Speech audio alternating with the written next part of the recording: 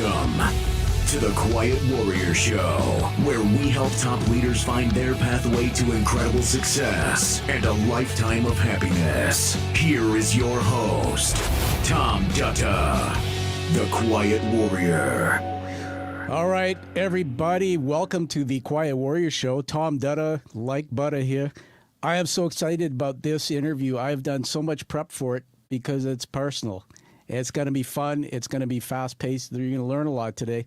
Hey, in a tough world like this one, where we have so much going on that's not great, any of you have children out there or grandchildren? Wouldn't it be awesome if you could bring those children together in storytelling and maybe in a creative way in coloring? If you love that idea, check this out.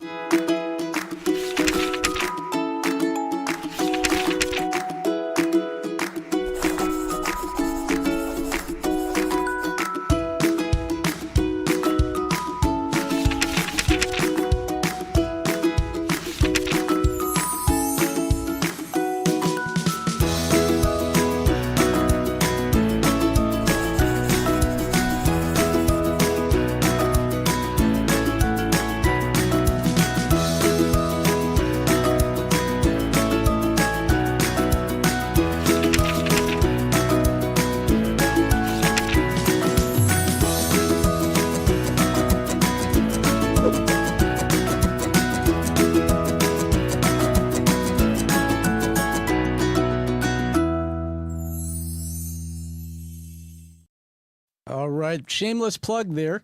Here it is. I'm holding it up. This is my third book published in May. It's a first coloring book. And this came out of a doctoral degree I'm currently doing through a university in London. And the key word on here, Talanoa Way, Talanoa being a Pacific Islander term, a method of communication that brings together people for communicating, telling stories. If you like that idea, check it out. It's available on Amazon. Really excited about how that's going. I got this magazine here. Isn't that cool? The British Columbia History Magazine. The best part about this magazine is that car. I was trying to guess, what is it, 2 tons of steel? If I put it on a scale, I was trying to figure out. And then there's this cool cat standing in front of it. But in the front of it, it says, Indo-Fijians, Our Long Journey Home. And I open up the cover, and look who's in there. You'll see him in a minute. That's our guest wearing this funky hat. So I'm going to read his bio, which is out of this article. Discover British Columbia's Indo-Fijians is the feature editor's note. Mr. Rizwaan Abbas is first-generation Canadian Muslim of Indo-Fijian descent. He holds an Associate of Arts degree from Douglas College, a Bachelor of Arts in Archaeology from Simon Fraser University, a professional specialization certificate in collections management from University of Victoria, a Master's of Science degree in paleoanthropology and Paleolithic archaeology with distinction from University College in London, School of Archaeology. I got to tell you, say that backwards a few times. This man is very, very smart. Rizwaan's been working as an archaeologist in British Columbia for over 2 decades and is a director of the Indo-Fijian Cultural Society of Canada. He's also a member of the Historical Discrimination Against People of South Asia Descent Advisory Committee. Big deal for the conversation today, everyone.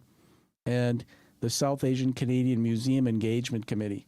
I mean, I get a sense that his mission is just beginning, and I only met him a few months ago. So welcome to the Quiet Warrior Show, Rizwaan.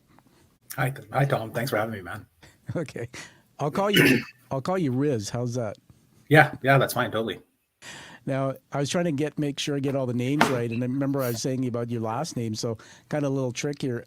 Abba, the band Abba with an S at the end. So it's pretty cool. Hey, the show's all about storytelling. I thought today we're going to get to know you. We're going to weave through many parts of your story and what you're doing for a living. But before that, let me just ask you to tell everybody, where do you live? What part of the world are you in? Well, I live here in Vancouver, British Columbia, in one of the bedroom communities in Surrey in Canada. And I grew up in southeastern British Columbia in a old coal mining town called Sparwood in the Kootenays. So I think growing up in the Kootenays was just one of the best things that could have happened. And You and I met recently. Just for the sake of the audience, I walked into a room and you were doing a presentation. Just what was the topic or the day? You had a title for that. Yeah, well, that was May 14th, which traditionally in Fiji is known as Gilmit Day. And that's a day that's celebrated as the first arrival of Indians from India to Fiji, which was May 14th. So Yeah. we here in Canada, we celebrate it a little bit differently. As a matter of fact, we don't even celebrate it at all. We observe the day more like a Gurmitia Day, as opposed to talking about the institution that put the people into the shackles, the Girmit, which is indentured labor, which we can talk about, of course. What we do is we honor the stories of the people themselves, the Girmitias, our ancestors, the people who actually had to struggle, and through their resiliency and hard work is the reason why you and I are here today. And I think that's something that needs to be celebrated. But that can't be done until we actually start observing and honoring the stories of our ancestors. So yeah, that's what we're talking about that day. Yeah. Yeah, and for the audience sake, I mean, we're on visual here. If you listen to the podcast, come back and listen to this first part. It's very important. We're going to go on a journey with Rizwaan and into this history of indentured slavery in India and Fiji, a story I did not know until I walked into that room. I have to tell you that day changed my life. And I will reveal on the show today, so everybody has to stand right till the end. I'll reveal on the show today what I learned about my own ancestry just through learning this story and doing some research. So I'm very excited about it. But hey, we're not going to be talking heads, right? I'm not going to just sit here asking you questions. We're going to go into Plato's Garden. Are you ready to go into Plato's Garden? And you're probably saying, what the hell is that? Oh. Are you ready to do Plato's Garden? Let's do it. Have you ever wondered what it's like to connect the dots between what's going on in the world, what's going on in your sector or your work, or what's really going on deep inside you? Well, welcome to Plato's Garden. Plato's Garden, who was Plato? And he was an Athenian philosopher during the classical period in ancient Greece. Now, Riz knows all this because he's an expert in these fields. But for the audience, he was this founder of the Platonist school of thought and the academy. Now, what's cool is the word academia. Academy comes from that. Apparently, this might have been the first institution of higher learning in the Western world. In my doctoral degree, one of the things they've taught me is that business people, Rizwaan, they say we don't do this very well. We don't do what's called critical thinking. We go fast. We're at work, we're thinking about our job. Then at home, maybe we're thinking about our family. But if we step back and we say, what's the influences of context of everything in Rizwaan's life? And we have three areas. One is macro. So what's happening in the real world around you, Rizwaan, that may have influenced your public works? And your public works are basically everything you're doing that's becoming part of the public, your book, your writings, etc. Two, meso. What was happening in your sector, your industry? So this is your work that influenced that public work. And then finally, my favorite is micro. This is you as an individual digging deep into who's the man. Well, let's humanize him. So what was happening in your personal life that may have influenced your public works, or sometimes I might call that your mission. The first one is sort of in the theme of academic foundations and cultural roots. So let me just throw this out. And we'll just riff on it, tell some stories. Rizwaan, your journey from academia to your current role as an archaeologist, I believe, has been deeply intertwined with your commitment to understanding and preserving Indo-Fijian heritage. So share how your early academic experiences, particularly in the studies of archaeology, paleoanthropology, and even your upbringing as a child through to your youth, shaped your passion for cultural preservation. Sure, man. Yeah. My passion for archaeology undoubtedly starts with grade 7, Miss Holland's class in social studies. We learned about Homo habilis, Homo erectus, and the evolution of humans, of people. Yeah. And it blew my mind. It just completely blew my mind that there were people that lived on this world before us that kind of looked like us, but weren't quite just like us. And there was this evolutionary pattern that happened. And that always stuck with me. And we also studied Egypt and Mesopotamia and these cultures that didn't exist anymore. And just the idea of having archaeologists go in and find the remnants of these people and try to identify their culture and build a culture out of this was fascinating to me. It was something that stuck with me for throughout high school. And then I graduated high school, and undoubtedly, like any other South Asian person that I know, or like most, I went into business school and decided to go to take business courses and be a businessman and make money. And it sucked, man. It sucked. It was like the worst decision I had made. Like I got on academic probation. Hang on. We're riffing here. So back and forth. So making money sucked or going into business sucked? No, going business classes sucked. Like I thought I was doing what was the path I should be taking was business and getting a job and making money. And the courses sucked, accounting and business and all these dry courses that I was taking. And I was taking advertising courses and economics courses, and then undoubtedly ended up getting kicked out of Douglas College because of it, because I just didn't finish any of my courses. I wasn't interested in any of them, and bounced around here and there for a while. Went to couple other different universities and got kicked out of those ones as well, and went back to Douglas College. And I was talking to an academic advisor there, and she said, basically in a nutshell, that there's some courses in this university that are very difficult, such as macroeconomics, that everybody thinks is hard. And to me, a light bulb went off, because I had just taken and failed that course like 3 times already. But it wasn't really that hard. It was just me not working hard enough to do it. Yeah. And then she said, there's some courses that no matter how hard you try, C+ is the best you can get. And for me, that was statistics course. I mean, I just can't wrap my heads around numbers the way other people can. And I had that light bulb moment, that aha moment of saying that it was just up to me to try and do the work that I needed to do, because everything was attainable. It was just up to me to put the work in. So then I had to like work backwards and finish all those business courses that I failed. And just to get my GPA up to a point where I could go to Simon Fraser and get an archaeology degree. And then that was a point where I decided, well, if I'm going to spend all this time and money doing what I want to do, I might as well do what I enjoy. And archaeology was it. And then when I got my degree, I decided to study indigenous archaeology and the Northwest Coast archaeology, because I didn't feel like there was anything in my culture to study. So I didn't want to, like, there wasn't anything to study. So I'm going to go study indigenous people instead and help them out. That was kind of my whole idea. That was just to find that, if you can, for the audience sake, when you say indigenous archaeology, just to find that. Well, here in British Columbia, the indigenous people here, the First Nations of this land, they've been here for time immemorial. And as an archaeologist here in British Columbia, my job is to identify their culture and to help them identify, I should say. I don't do it. I don't.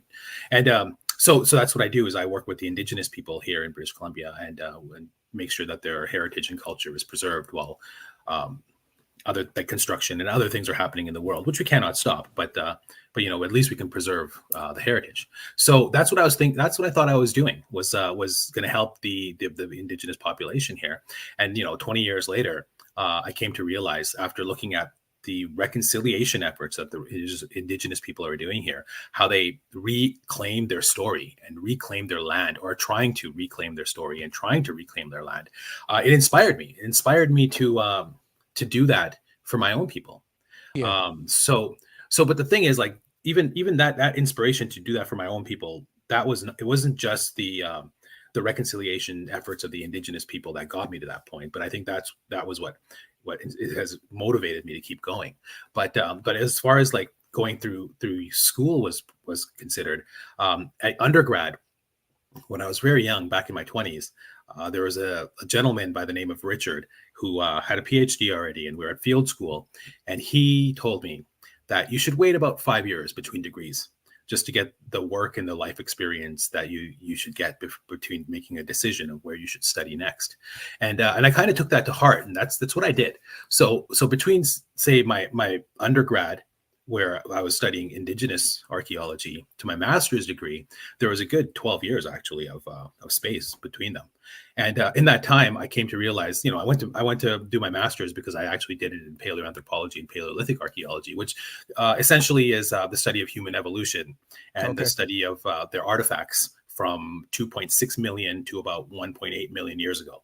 So this So is an a very artifact would be long period. stuff that you would find in the ground, or if you're on a site, so they call it a dig, or just help me understand that. Yeah, yeah. An artifact would be anything that was manipulated by human hands.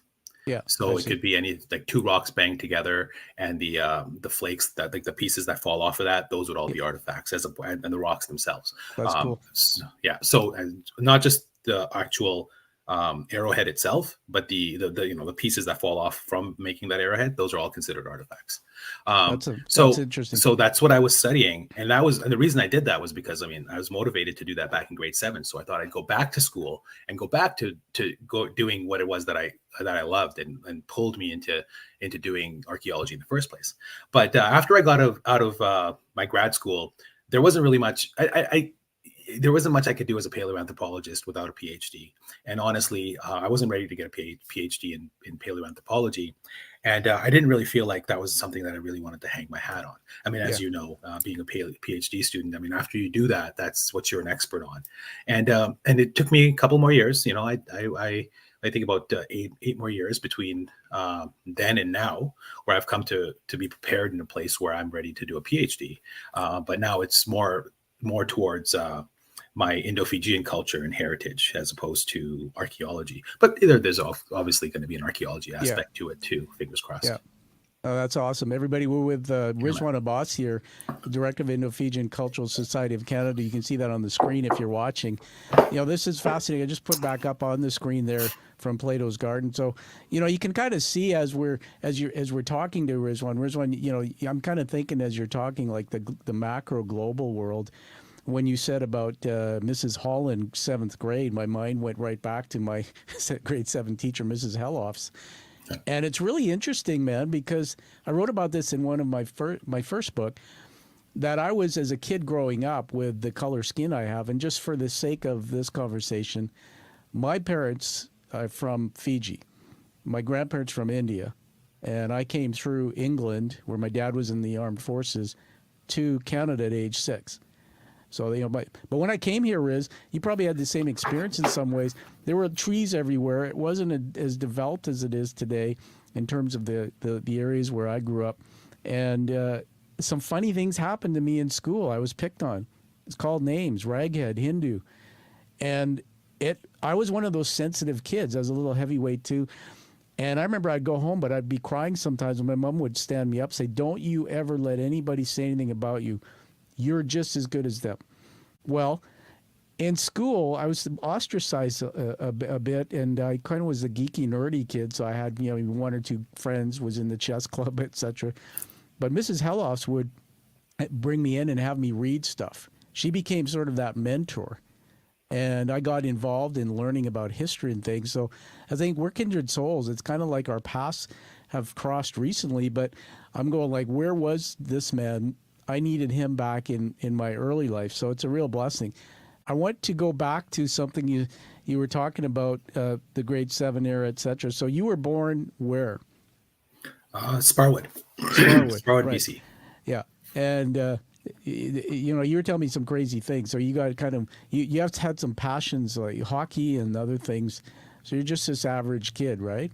Had some passions of sports and things like that. We were just like any other kid growing up in small town Canada. We played hockey. You know, we played sports outside, road hockey all the time with our friends. But growing up in Sparwood, well, the one thing I didn't get to do though was I didn't get to play ice hockey, and part of that, I put some of that onus on me to not force my parents to put me in ice hockey, but it was also wasn't like a priority for my parents being immigrants to put their kids into ice hockey and play. So so I never got to do that, but I got to play so much hockey and quench my thirst for playing ball hockey in the streets that even to this day I still play competitively here in some ball hockey leagues. Yeah, everybody, we're bringing some history in here for those non-Canadians. I mean, hockey's, the Americans watched it like crazy, the NHL. Hey, man, I remember after school, I used to be at my friend Cliffy. His dad ran a printing press. He was there from Quebec, you know, Caucasian family, young, wonderful guy. And Cliff had hair down to here like a rock star. And he would freeze. His dad had this big backyard, and there would be a cement slab. So it would get cold here in the winters. We would put some water down, freeze it, and basically in our running shoes or sneakers, play ball hockey. And as you said, I never forget. I don't know if you ever remember this, but we used to take our sticks and cut the ends off our wooden sticks, and used to go to Canadian Tire, and they had these plastic or ends for the sticks. You would put it on, screw it on, and then you would go to the stove, turn it on in the kitchen, warm it up, and then put this wicked hook on it, and then you'd be basically whacking that ball, and it would do all these weird things. And I'm just being crazy and silly here, but my mind goes in a journey creatively. I was thinking, like, man, that's kind of like the story of your life. It's like the ball didn't go straight. It went all over the damn place. I'll finish with this, and I'll give it back to you with a thought to riff on. That you said something, everyone. It's a teaching moment with Rizwaan here. You said a light bulb went on in your head. You were in school, and you used the term kicked out. I don't think you were kicked out. I think you were like, there's many stories like Einstein, Zuckerberg of Facebook, the guy did Microsoft, Gates, these very brilliant people, but they can't sit in a classroom and do the same thing over and over every day because they're so creative. They have this thirst to go out and do something with their brain. I think you, bro, you're that guy. I'm so impressed that you went back and got all of those educations, though. I wrote down here on my paper, do what I enjoy, and that's a big piece of it. And it makes me think about your mom and dad. So everybody, I'll give it back to you to talk about that. But our parents shape us. My dad died years ago. I didn't have a dad after age 12, but something growing up, man, kind of shaped you. Talk about your mom and dad, and who nurtured you, who shaped you, and how did that impact this work you're doing. And then we'll get into the next part of this story. Yeah, well, I mean, parents, like any other South Asian family, parents, mother especially, has been really important in my life. I mean, she's been, our counselor, advisor, therapist, sounding board, you name it. She's still, to this day, I mean, I'm 46 years old and I still rely on my mom for everything. So, that's my mom has really been has been a support system that I can't shake. But my dad, on the other hand, has also been kind of like, your typical South Asian dad too. Like he worked his butt off, and that's what he did. He worked to give us a life. He worked to give us a life here in Canada. He came to Canada in 1973 with $20 in his pocket, and excuse me, he passed away 4 years ago in 2020. His net worth was $1 million, over $1 million. Like, he lived the Canadian dream. He came here to do what he set out to do. He came here to build a life for his family. He took advantage of living in this country, and the country gave him the things that Fiji couldn't offer to him. And because of that, he gave me the opportunity to take full advantage of all these things that Canada can offer and give me. And I took full advantage of them. I mean, you talked about my education. I mean, I think that, and I'm not even done yet, but I'm going to use the British education system as to my full advantage or the colonial system, because why the heck not? Right. Absolutely. But you lived in the UK at some point too, I think.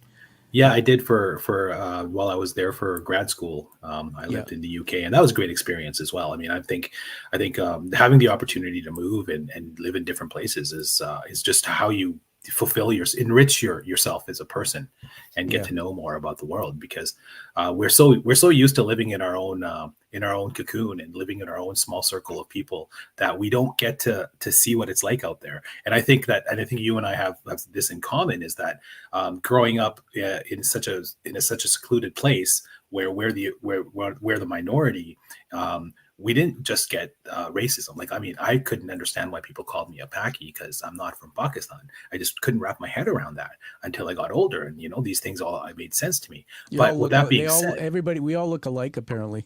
Yeah, right. I'm cousins with everybody, right? Apparently, I look like you. If I put a beard on, I'd be you. I mean, come on. Yeah. I mean, we got glasses and shaved head, right? So we must be the same person, of course. But one of the other things that happened in Sparwood was I got exposed to different cultures. My best friends growing up, dude, were South Asian and European white guys, and they still are. Like, I still am friends with those people now, and I got to have dinner at their house. I got to see what their parents were like. I got to see two people kiss for the first time in grade 7, and it blew my mind because we don't do that in my household.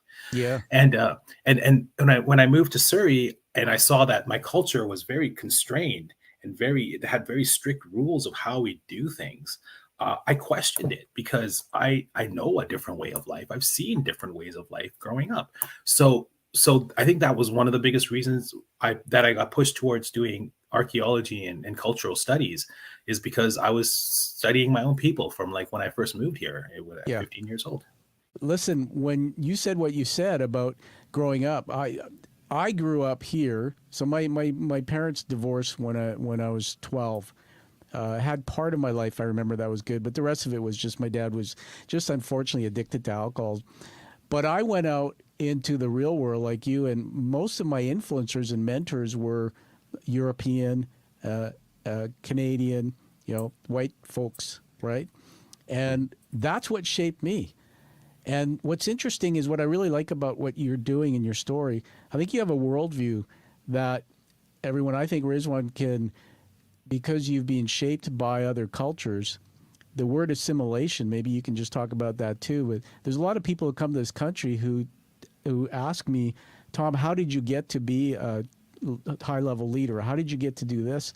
Because of the color of your skin, we talk funny. And I'm going like, assimilation, man. Go outside of your comfort zone and learn from others and, try to adopt some of that in your way of life, but preserve your main heritage. So I'm going to throw out a second question here that we can kind of riff on, because we're going to take a turn into this next fascinating part of your work. I call this confronting historical injustices. Let me just throw this out there. Your involvement with committees and organized things addressing historical discrimination against South Asians in Vancouver, it speaks to a broader mission of justice and education to me. How do you see the work of confronting these historical injustices influencing both your personal identity and your professional mission? I know it's a loaded question. There's a lot in there. The Gurmit thing kind of plays into that. So tell us about that. Yeah. Well, I think this is a great opportunity for me to quote my favorite line. This is what I like to say. If history is written by the victors, there comes a point in time in history that the victims themselves write their own history. You may not like it. It may make you feel uncomfortable, but it's our history nonetheless. And I feel like that's where we are in society right now. We're at a point where the conquered, the minorities, the people who don't have a voice, are not just speaking up, but they're starting to come to realize that our story has value, that our story has history, and our history needs to be told. And I think that we're just on the precipice of that with the Indo-Fijian with the Indo-Fijian people and our culture. But this is where the reconciliation effort of the Indigenous people has been so important to what I'm trying to do, is because I see their examples, and you see it in the streets. You drive up to Whistler and you see the signs that are written in Indigenous languages. You don't have to read those signs. You don't have to understand what they mean, but that Indigenous people are here because of those things. And that's something that we're trying to do with our society here in Canada and in British Columbia, is to try to create a culture identity for ourselves. Yeah, I'm going to throw some on the screen here. I mentioned to you before we went live that I created a PowerPoint. After meeting Rizwaan, everybody, and learning about this chapter in Indo-Fijian history, I created this PowerPoint with some things. Just get into that, the indentured slave system. I'll just read it off the screen there for those on the podcast. Indentured labor system that transported over 60,000 Indians from India to the British colony of Fiji between 1879 and 1916. So that day I walked in that room with you, man, I never knew this story. I learned that you learned years ago that there's a connection to that story through your family. And so just talk about that. What was this Gurmantia thing? What was this all about? Most people don't know. Well, yeah, most people don't know. And it's not something that's taught. It's not something that's talked about or discussed between families and between people, because it talks about a lot of injustice that happened and a lot of hardship that happened to our Indo-Fijian ancestors. Yeah. So after the abolishment of slavery, the colonial industry of the world needed some sort of cheap labor. So they came up with this idea of indentured labor, where you would sign contracts and you sign people up with a contract, and they have a certain list of provisions of what they get in return for a certain amount of work that they do. So it could be anywhere from 5 years or 10 years or whatever the contract is. So that's the way they kind of circumvented the slavery system, was to have kind of this chattel, what I like to call a chattel system. So you can pretty much own these people for the next 5 years. Now you have to understand that if this system was on the up and up, then it would be above board right from the beginning. But it never was. Like right from the beginning, the recruiters who picked the future indentured laborers, they went and found the vulnerable, they found the weak, they found the greedy, they found the needy, the helpless, they found the vulnerable people in society in India, and got them, entrapped them, lied to them, told them about these great stories of great pay for easy work, and played to their base human emotions. Yeah. And the thing was just used systematically to break down the Indian people. Like, for example, once you agreed to do this, they put you in a depot where you had to sit there for a few days and get all the paperwork done and whatnot before you were shipped off. But while you were in the depot, you had to eat with people of different castes or different religions. And now these are social taboos, man. This is something Absolutely. you can't do in culture. Totally. And the colonial people who set the system up knew that. They knew, I mean, don't tell me they didn't know this stuff. They wrote books about this stuff. So Yeah. they knew that the second that we got this person into the walls and they sat there and ate, they would not be able to go back to their home, because they've now lost their caste, they've lost their status in society, and they'll be shunned. So at that point, they're pretty much forced now to have to go to Fiji, a place they don't even know how far it is, right? And they end up going there. Wow. Let me just jump in and riff on that. Keep that in your mind where you're at there. When I heard about this story, everybody, that day I was in the room when you were doing your presentation, it really got to me. And then I heard many people, young people in that room, talking about how this generation now, they don't even know who they are. And the thing, when you said that story, I'm not laughing about it, I'm just chuckling, because it's how I deal with painful things. That when you said about this taboo, like my dad told me that we're Brahmins, right? And I never really understood a lot about the caste system, but I've educated myself.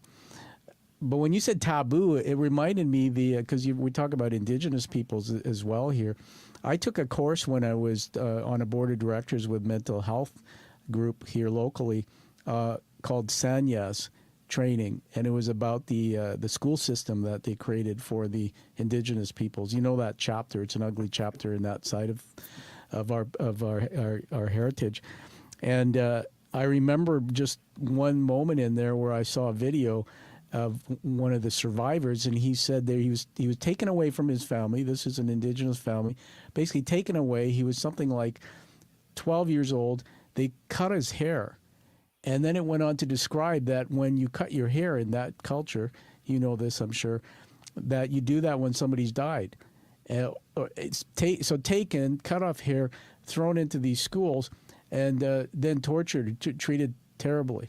And so there's parallels to this story we're talking about. So I want to get deep into this. I'm going to put back on the screen a PowerPoint slide just so we can see a timeline. I think you vetted it and told me it's fairly accurate. Just take us through quickly sort of the timeline of this history. Yeah, so 1879 was when the first ships sent Gilmitias on the Leonidas. And that was when the first people came in here. The 1834. So we already talked about after the abolishment of slavery in 1834 is when they had indentured labor. And indentured labor isn't just something that happened to Indians in Fiji. Now there are, there's Indo-Caribbean people, there's Indo-Mauritian people, there's Indians all over the world that have been shipped. Millions of people have been shipped all over the place. And then by 1916, now what happened was, the abolishment of slavery ended in 1916 in India. That didn't mean that they didn't stop. The ships still sent people till 1920. But it's something that people don't know, and something that people don't talk about, is that the Indian government abolished indentured labor in India, mainly and largely because of the pressure put on by the Gilmitias, by the indentured laborers of Fiji. Fiji had an exorbitant amount of suicides compared to all the other colonies throughout the British world. It also had, there's the suicides, of course, but there was this individual named Pandit Totaram Sanadia who went back to Fiji, who was a Girimitia, who went back to Fiji after he had served his time.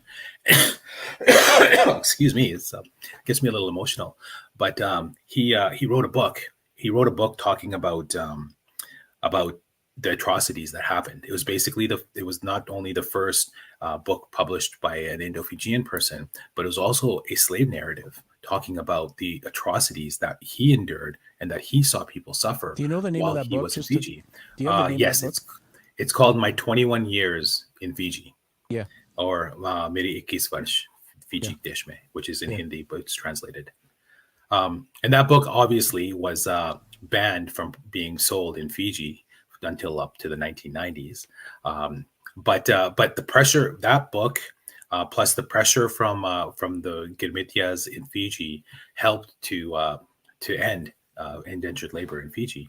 As a matter of fact, Mahatma Gandhi had his first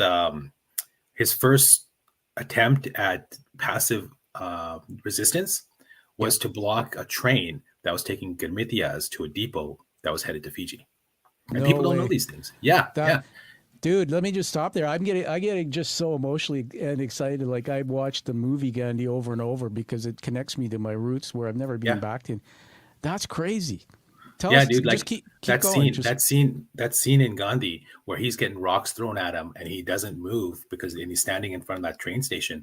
The people in that train that are behind him, they're on their way to Fiji, man. That could be our ancestors in that train. Wow. That's nuts. I want to just remove that image from the screen there. We're just going to put us back. I'm going to put on another camera here for a reason. There we go. Hey, how's it going? I'm waving to you from my studio cam. You can see all this stuff on my desk here. I got this this book here. Hey, getting to know this man has given me so much. I found a part of my professor, Kate McGuire, back in the UK, who I've mentioned her to you. When she got to know me my first year of my doctoral, and I was going through a lot of internal pain because my dad died in 2018, but I never saw him for most of my life because he left home.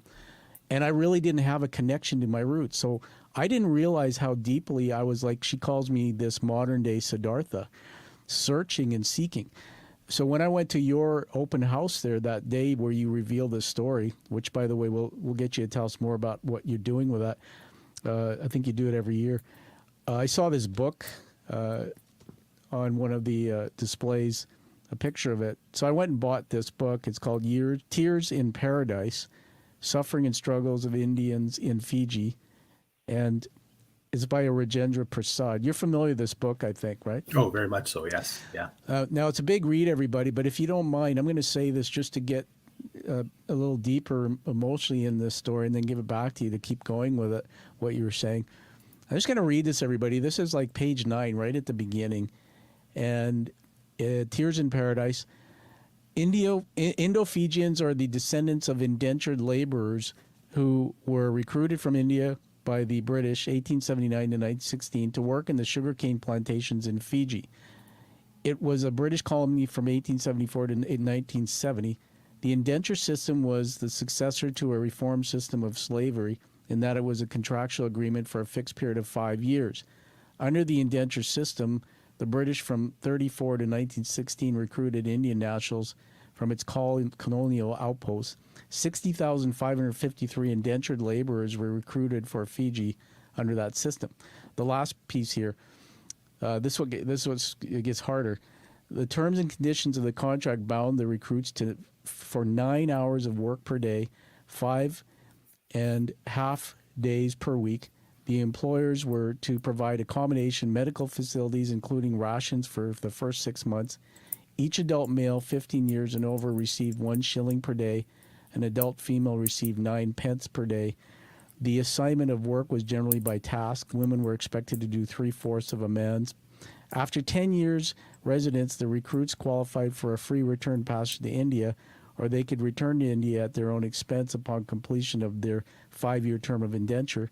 It was a system of manipulation, domination, intimidation, exploitation of human labor. Mental and physical violence were mercilessly used to increase productivity and raise the profitability of the economy. The book is so detailed with horrific through the eyes of this guy who wrote its stories. Tell me how you feel when you hear me say that, and tell me more. Take us back into that chapter you were just describing.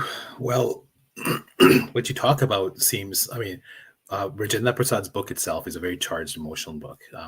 When I read it, there's points where I had to put it down and wipe tears from my eyes. I mean, Yeah, it's a very strong, powerful book. He uses very descriptive words and he doesn't hold back. With that being said, I think what you just read was fairly tame to people who don't have the context of what actually was happening here. Now, the idea was, sure, you were going to get paid a certain amount of money for a certain task, but when you got off the boat, and there's documented evidence of this, the overseer would come to you and be like, I own you now for the next 5 years. So they did. They treated these people worse than cattle. They housed them worse than they housed their horses. My God. They gave them inadequate food without the amount of nutrients needed, and not enough food for a whole 7 days. Now you have to understand that in these kinds of squalor that they were living in, and let's not talk about the filth of the actual living conditions. It was like coolie huts. I saw at your presentation, sort of images. Yeah. And the coolie huts were no, actually, you know what? Just go there, describe it, just for the sake of this. People need to get into this feeling. Sure. The coolie huts themselves are the houses themselves had no privacy. That was one of the things that was, I think, probably the worst part about it. So the walls didn't go all the way up to the roof because of ventilation issues. So they had this hole up at the top. Now, a family of 4 lived in one house with one room, and right next to them, sharing them with them, would be a group of 4 men. Now, there's no privacy there. Women were consistently and constantly bombarded with advances of whether it be Gurmitias or the overseers themselves. And one of the worst parts was they recruited 3 men for every 1 woman. So there wasn't even enough women around. So like we talked about suicides before, one of the other issues that men had was that they had constantly, there would be fights over women, and, suicides and murders happening because of stuff like that. And now I'm starting to get into the effects of indentured labor, and we can talk about that after. Let's just talk about what the indentured labor itself did. It was just lies. And basically it was the overseer's mission to make sure that you left with more money owed to him than money in your pocket, so living expenses, housing expenses, all these things they would like nickel and dime you for. Or if you didn't finish a task, then you can get jailed, or you can get beat. There's so many things that could happen to you. Like, this was basically slavery in a different form. Man, and I don't like to use. Sorry. I can't imagine. I'm trying to visualize being 17 years old and being in that environment. So keep going. Sorry. And I try my hardest not to say slavery, because true slavery, you don't have freedom. Yeah. So our ancestors, they had some freedoms, and after 5 years they were free, but they were broken in those 5 years. And when they came out of that, they didn't come out better people at all. And that's the thing that nobody talks about. And that's that's the trickle down effect to the 4 or 5 generations that are here, like your dad and his alcoholism. It's not, there's a trickle down effect of all of these things that happened from only his grandfather, right? Because his grandfather was a Girmitia, and his dad was treated the way his grandfather was treated by his overseer. Then it's only, it's a matter of time before somebody has to identify it. We have to stop this thing. And that's what we're trying to do with the society, is we're trying to get to these mental health issues. Yeah. Tell me what you see on the screen there. Just read that out loud. Sure. I, the undersigned, do hereby voluntarily agree to proceed to the colony of Fiji and to serve there for a term of 5 years on the same terms and conditions as other Indian immigrants. So that's basically the oath that they took, right? Yeah. And the thing is with that oath is it's in English, and they were told in court, this is the oath. Do you agree to it? Now I can speak Hindi, And Yeah. there's a lot of people in your country now. If I can, let's there's lots of countries in the world right now that are listening. Now, what if I just started breaking out in Hindi right now and got you to agree to something for me, without you understanding anything about what you were agreeing to? This is what was happening. They were pushing out like 60 people every 20 minutes through the court system. Do you agree with what was agreed upon? Do you agree with what was agreed upon? Do you agree with what you were agreed upon? I mean, it was a farce. Like this is how the colonial system, covers their butt. It's like, oh, they made an oath. Yeah. Okay. I want to put something on the screen. Everybody with Rizwaan Abbas, we're talking about this chapter, a horrible chapter, indentured slaves. You see on the thumbnail for the show, today's show that I put up on the screen. For those on the podcast, you can't see it, but there's a picture of a piece of paper there. That's the actual contract, right?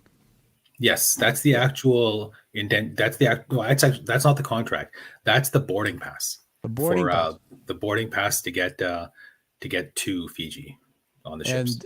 And you have a wonderful Canadianized accent, but you can say Fiji Indian words with a nice flair, because I don't have that. The word gurmit, I learned this in the presentation at your day there. The Indians couldn't say contract, so I think that's where the word gurmit came from, right?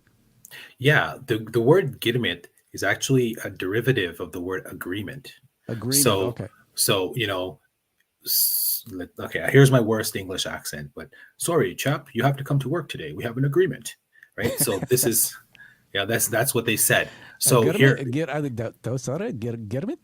Agreement. Yeah. So here we have our ancestors who, don't speak the language and don't understand English at all. So ka kari bhaiya, bolin gidmit kare kabadi, right? So you have agreement, and it kind of, the derivative of the word agreement, the best they could come out with was gidmit. And that's what the word means. But what I've tried to do through my work and through my work mainly is to change the meaning of the word gidmit, because that word has been used historically in a very colonial context. Yeah. We have, like, in Fiji, you have Gidmit Day. We have, everyone always talks, when you talk about the history of our people, it's always in the context of Gidmit. As a matter of fact, there's a documentary that's coming out just this month about the indentured laborer in Fiji, but the title is Gidmit. So once again, the title is about indentured labor, the agreement, as opposed to about Gidmitiyas being the people themselves. So what we try to do here in Canada is we try to focus our story on Gidmitiyas, the people. So we can talk about our people using our words, our stories, and what we identify with, instead of coming with it from an apologist's perspective and talking about the shackles of indentured labor and talking about Gidmit. At the very least, what I want people to do, right, is I want people to walk away from a conversation that we have and know something about our culture, know something about our people. And when we talk about Gidmit, you have a person come up to us and say, well, what does Gidmit mean? And, you can describe to them how it's the derivative of the word agreement, and they walk away knowing that Gidmit actually means agreement, which is actually the indentured labor. That's fine. They learn something about our history and people. But if they come to me and say, hey, what is a Gidmitiya? Then I can talk to them about the people of India that came to Fiji and worked there for 5 years in horrible conditions. And because of their hard work and resiliency, I'm here today. And I come with a place of power. I come with a place of resiliency and pride of my people, from a foundation of Gidmit ancestors that all of us Indo-Fijians, most all of us Indo-Fijians share. And that's something that they don't want us to have. It's a colonial construct. Let's just keep it talking about Gidmit and celebrating the tears and the horror, instead of talking about the resiliency and the sacrifice. I love that part of the story. I'm all about resiliency, man. And you're a picture of that. I put on the screen there some numbers. You can just tell me if you think they're accurate. But basically, what I've been learning from you and some of the things I've read is that this whole thing changed the landscape of Fiji. And basically, 1879, I think the numbers were upwards to 60,000. There was also another thread you talked about at the presentation you did about some 400 just didn't make it on the journey of the ships. Can you comment on that? Yeah. Well, it seems like I'm talking to you. I'm sitting on a soapbox here and just kind of blah blah blah blah blah blah. No, I And want to hot keep that garbage going. coming out of my mouth, man. No, But we're educating people, man. That's what this yeah, is about. awesome.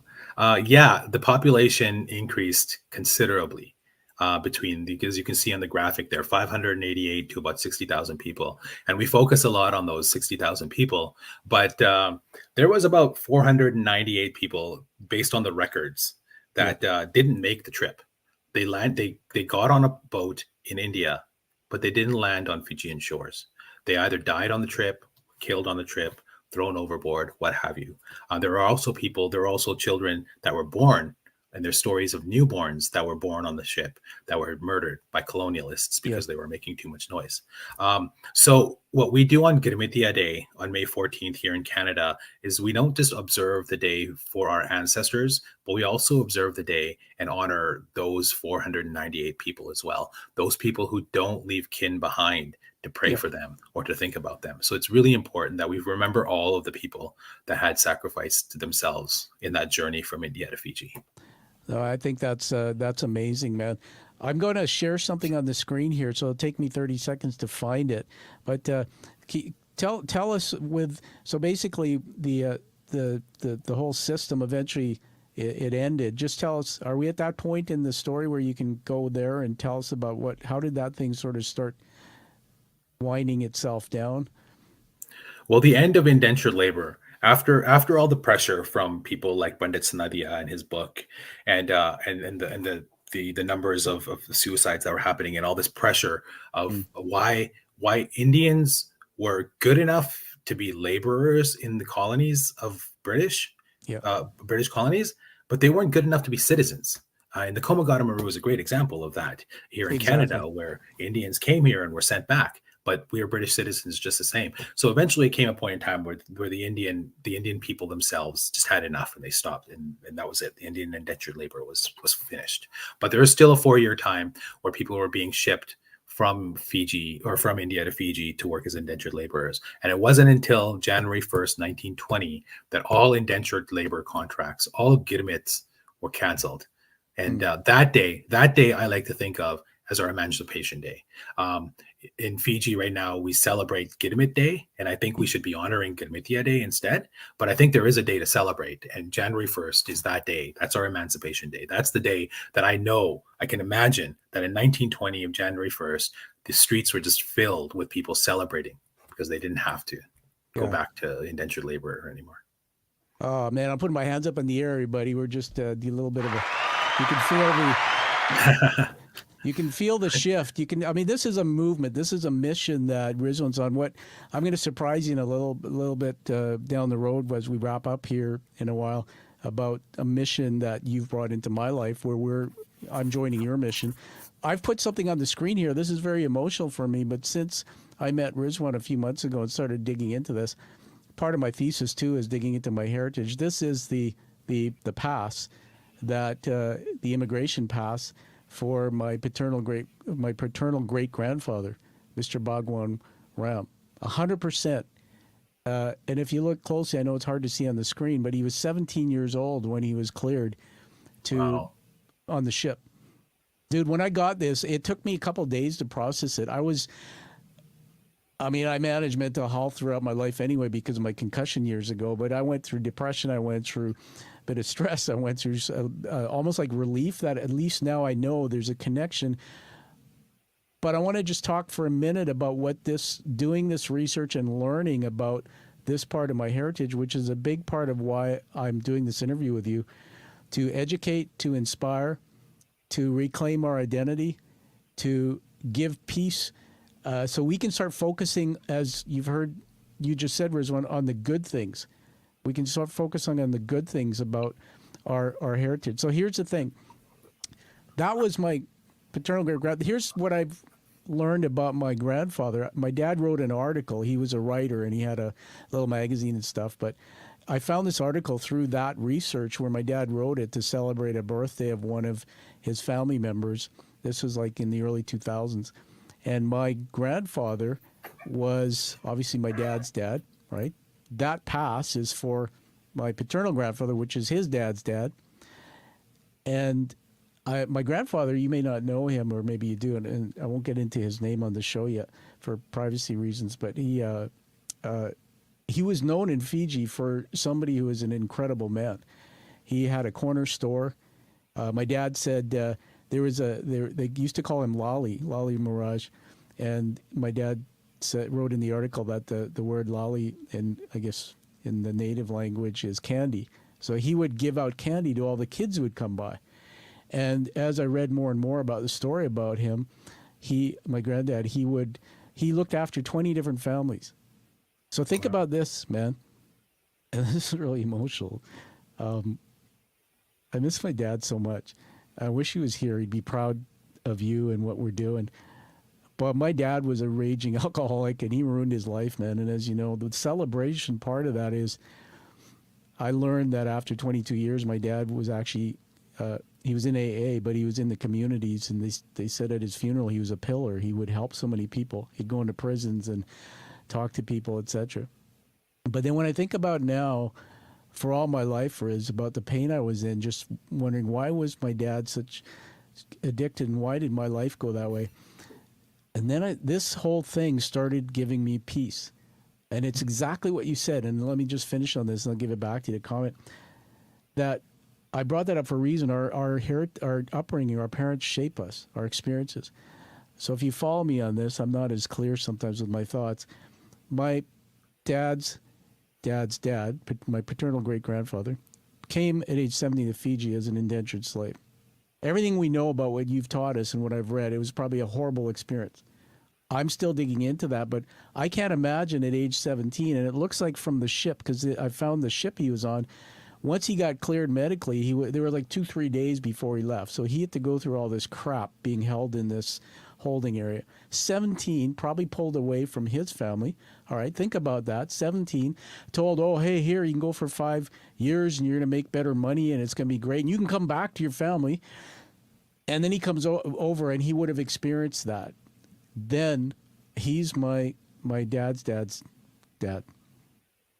So I can imagine, and my grandfather passed away, so I never met him, what transferred down through that story, how that affected him. My grandfather was an alcoholic too, and my dad's life was pretty tough when he grew up. So as I started thinking about all this, it was like this freeing moment for me. It's like, no wonder why I gave more forgiveness in my mind about my dad. My dad grew up with a father who was raised pretty tough. But when I learn about this and his father, you start putting all those pieces together. Yeah. But then now I'm so proud of you, man. I'm working on in myself, doing what you taught me, which is focusing on the people and the resilience. So Lali Mirage, my dad's dad, the resilience of what he did in Fiji, and he's known as this kind of guy bigger than life. And then when I started looking at why the heck was my dad writing about human rights, and why was he involved in the Fiji Canada Association? He was always, I remember him when I did have him in my life, he was always for people. He was always cared despite his drinking. What was that all about?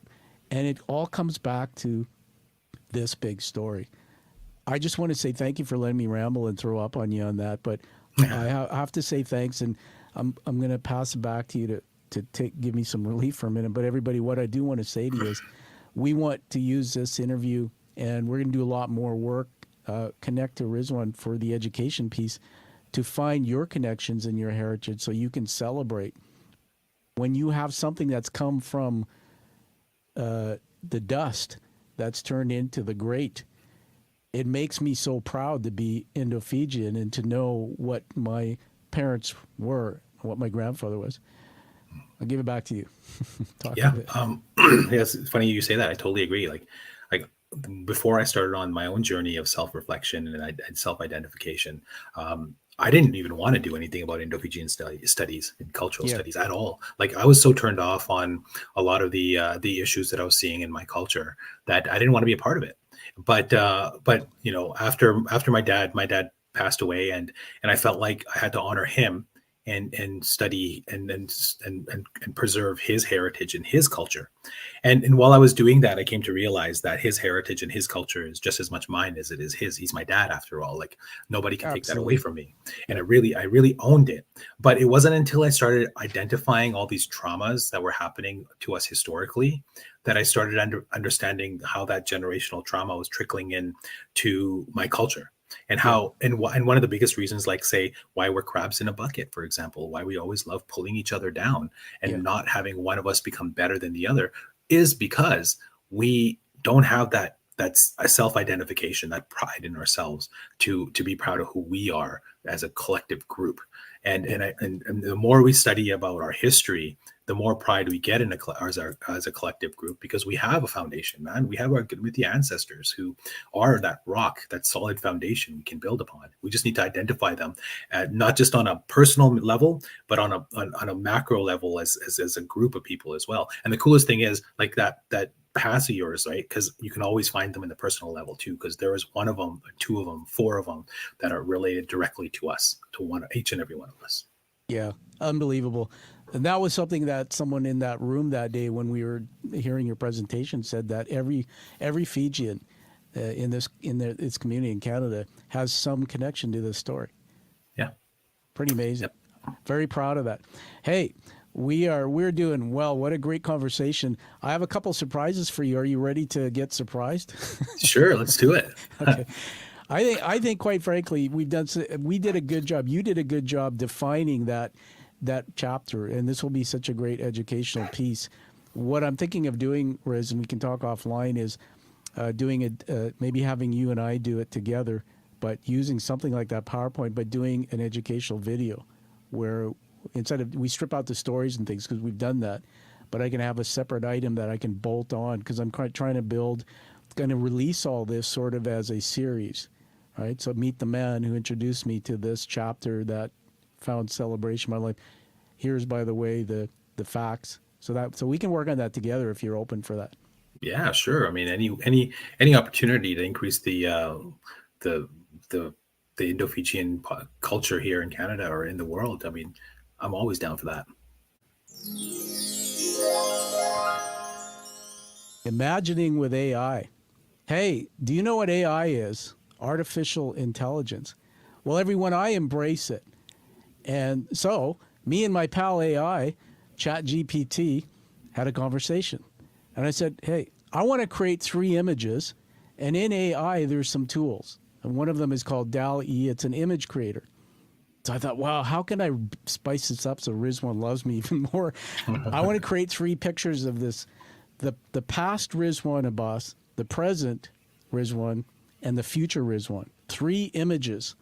So what I did, if you don't know AI, I did all the research through everything I learned about you, Rizwaan. I fed it into ChatGPT and I started collaborating. So this is my work too. I said, all right, here's the man. Here's his bio. Here's what I know about him from the past. Here's the present. Oh, hey, what will the world look like when he's finished with it? Or what will the future look like based on the mission that he's on, which many of you heard about today? All right, so are you ready? Okay, here's what we're going to do. I'm going to basically put on the screen a slide. Your number one job is just to watch it, to let the emotion feel in, and I'm going to, when I say, tell me one word you're feeling, I want one emotion, one word, okay, that you feel when you see that image. Okay. You got it? All right. So drum roll, please. The past Rizwaan Abbas. This is what they came up with. Past Rizwaan, I called this Roots of Identity. Look at that handsome guy. The descriptor, you can't see this in the podcast, but on the video you'll see it. Rizwaan's early years were shaped by a strong academic focus, commitment to understanding the cultural roots of his Indo-Fijian heritage. This period laid the foundation for his future work in archaeology and cultural preservation. And he pursued advanced studies in archaeology, gradually uncovering the layers of his history that would define his career. One word. Studious, yeah. Okay. Yeah. I mean, I like that. I like that I got hair at least. That's a good thing. Sorry, podcasters, you'll have to watch the YouTube premiere video when it's out because you got to see these photos. All right. Here we go. Are you ready for the present Rizwaan Abbas? Drum roll, please. Here we go. Okay. I love this photo, and there's actually several iterations, dude. And where it started, it was like, what is that? Okay. The Guardian of Heritage. This is what I created the titles. The Guardian of Heritage is the present Rizwaan Abbas. Today, Rizwaan Abbas is a dedicated archaeologist actively involved in preserving the cultural heritage of both the Indo-Fijian community and the Semiahmoo First Nation. His work is a testament to his deep commitment to ensuring that the stories of these cultures are told and remembered for generations to come. Yeah. One word. Yeah, man, that's cool. Yeah, that's cool. I love it. That's cool. What you're also seeing, and come back and watch this again, because these are teaching moments. I'm taking you on a journey, but I want everybody, when you watch this again, to look at Rizwaan's body language, look at what's happening in his face. When he's looking at these photos, you can see this incredible shift in him. And so that says a lot about how connected he is. Okay. Finally. I like the excavation tools. Those aren't actual real shovels and picks. I like that. Yeah. Thanks. Yeah, that's awesome. Yeah, thank you. Yeah, he's talking about the picture we're looking at about the present Rizwaan, everyone, and you see some of those tools. All right, drum roll, please. Are you ready for the future? All right. There it is. My goodness. The future, we call this the legacy of cultural revival. Looking into the future, Rizwaan Abbas's work in cultural preservation has left an indelible mark on society.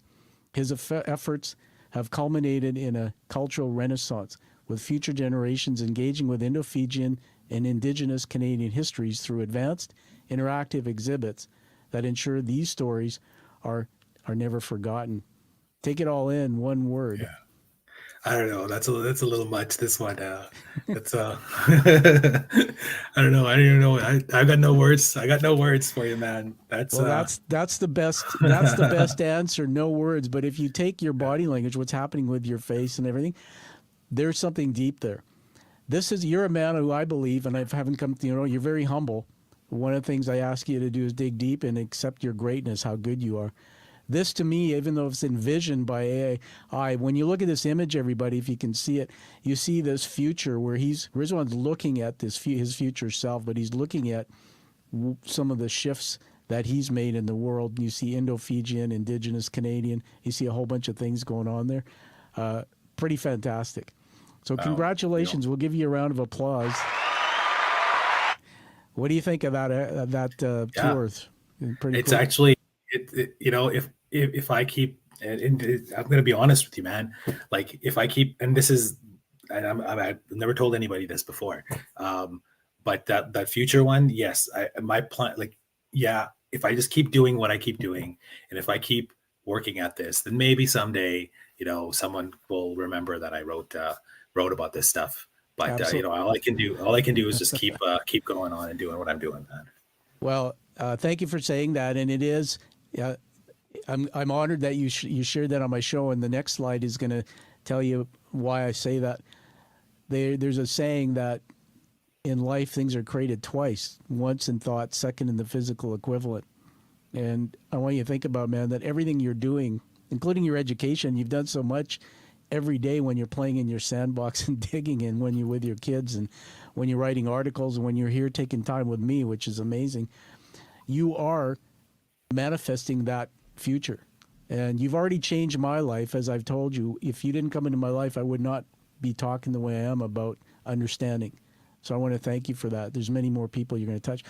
So I said to AI, I got to tell him about how I feel about all this work, because he's brought me into his mission. So I'm announcing that I'm now joining your mission through my platform, my public works, which is media, my podcast, my books, all the things I'm doing, and my presence in the community. I want to help. So this photo here is an image of today. It's on the screen there. Tom Dutta and Rizwaan Abbas igniting the mission, August 23rd, 2024.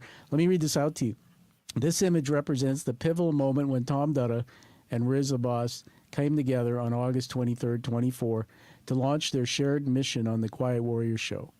The setting is a modern podcast studio where the two leaders unite to educate, inspire, and begin the revival of Indo-Fijian culture in Canada. The image symbolizes the start of a journey filled with purpose, collaboration, and cultural reclamation. One word. Well, this is awesome. I got two words: awesome, and for the photo, Michael Jackson's "Dangerous." Oh, I love that. I love Yeah.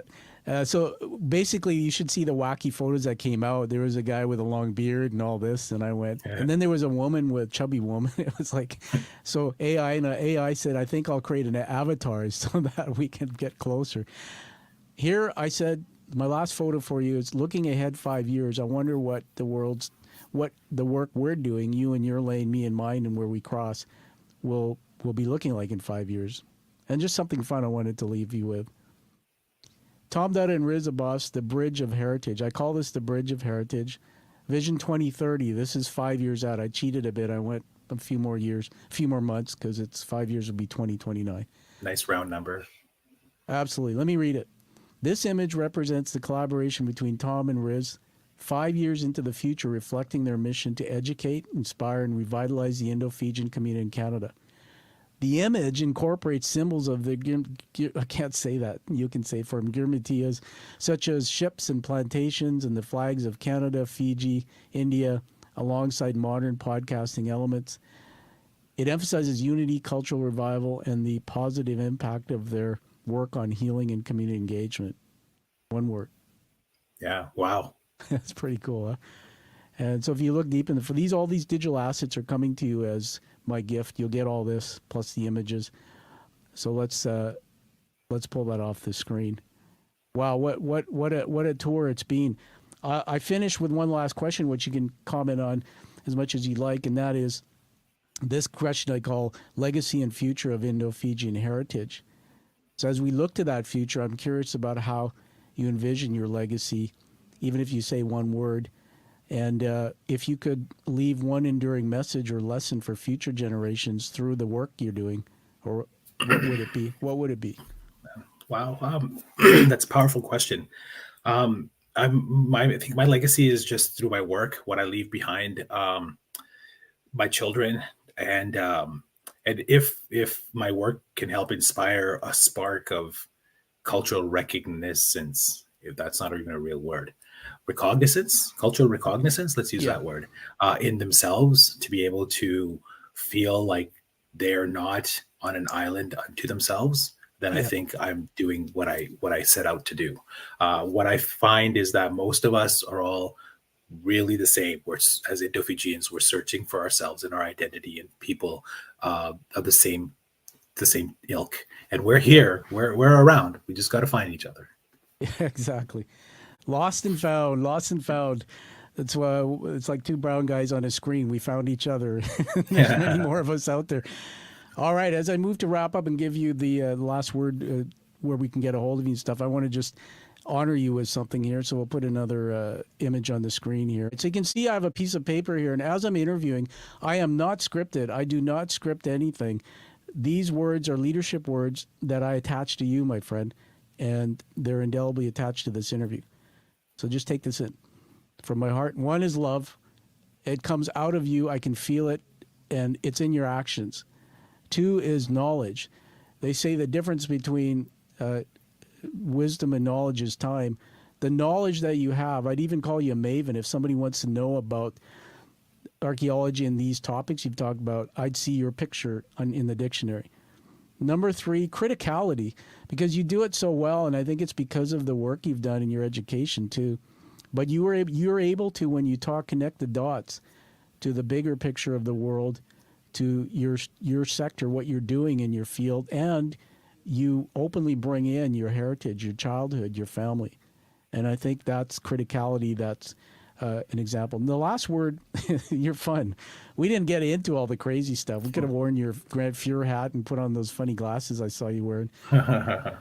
But that's my commitment to you. Well, we'll do this again, and next time I think we'll be two crazy Indo-Fijians and just have some fun. But on that note, I give it back to you for the last word. Tell us anything where people can get a hold of you, any last words, and then we'll move to wrap.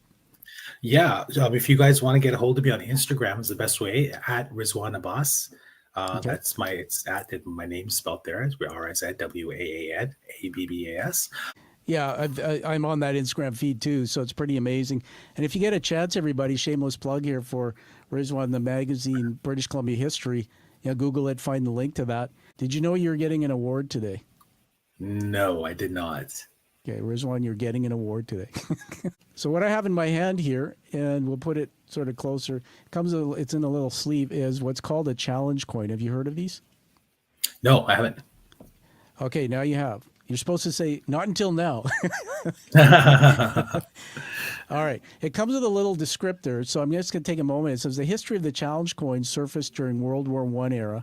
The practice of carrying a coin designed specifically for a unit was popular with the Army Special Forces. Carrying the coin at all times and presenting it when challenged to prove affiliation with the unit resulted in a number of consequences for those who could not produce a coin. Most popular required the coinless soldier to buy a round of drinks. That practice continues to be popular today.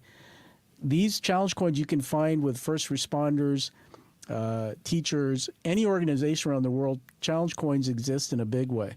So when I started this show back in 2017, I wanted to create something special because the people coming to the show are the 1%, I believe, of the world who have taken adversity, setbacks, painful moments in their history and turned it into something to serve and change the world.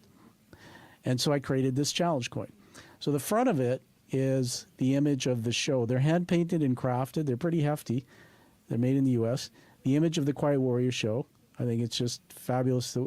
And the back of it is really intricately outlining the hero's journey narrative by Joseph Campbell.